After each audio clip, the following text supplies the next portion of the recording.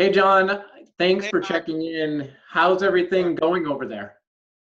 It's been a busy few months for obvious reasons. In the VDI solutions team in Dell Technologies, everybody wants to talk to us right now because remote working has really been taken off in the last few months. So it's really been a lot of fun, and I'm sure you've seen that in the industry too, right?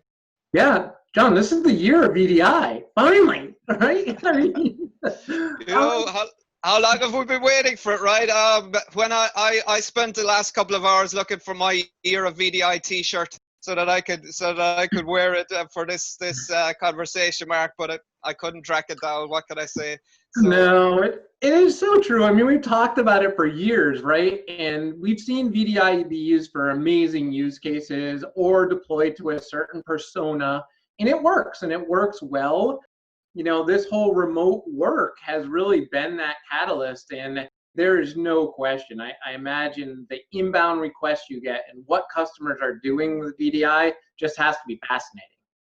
really now that the increased demand has come, we're really seeing that all of the pieces of the technology puzzle, from the back end infrastructure through the client piece, through the graphics accelerated for high end and engineering and high end knowledge workers, they're all really there. So VDI is ready for prime time, Mark, and as we said, it's the year of VDI.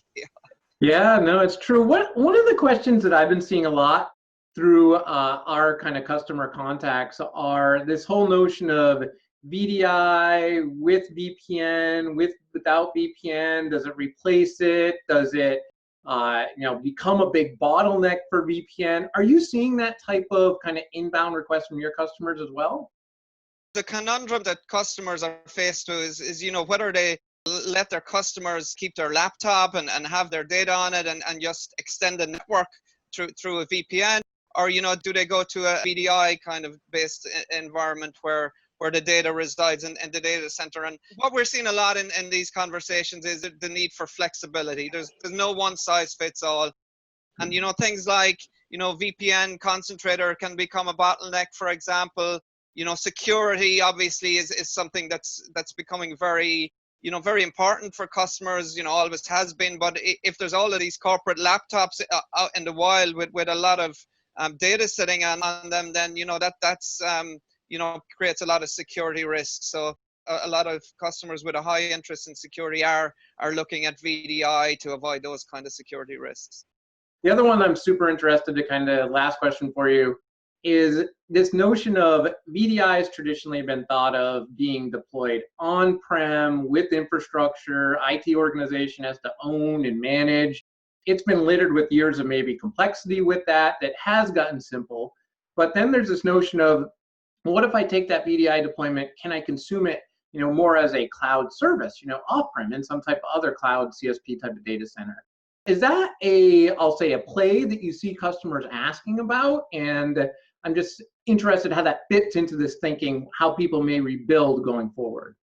I mean, I'd come back, Mark, to the word that I used earlier, which is flexibility. And the first couple of months we're at what I would classify as a reactionary phase. Some of them went to, public cloud type DaaS environments.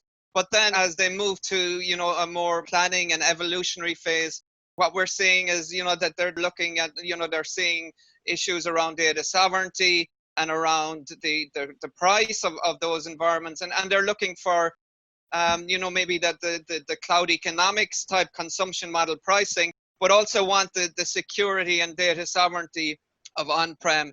And that's really where we're getting a lot of interest in our Dell Technologies cloud platform and the subscription node variants of that.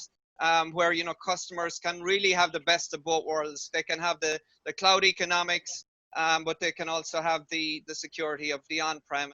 Remote work is really here to stay, and how they're Yeah. going to use technologies like VDI and these different consumption models. So I look very much forward to staying in touch with you, and appreciate you taking the time today, John, too. Thank you. Sounds good. Thank you, Mark.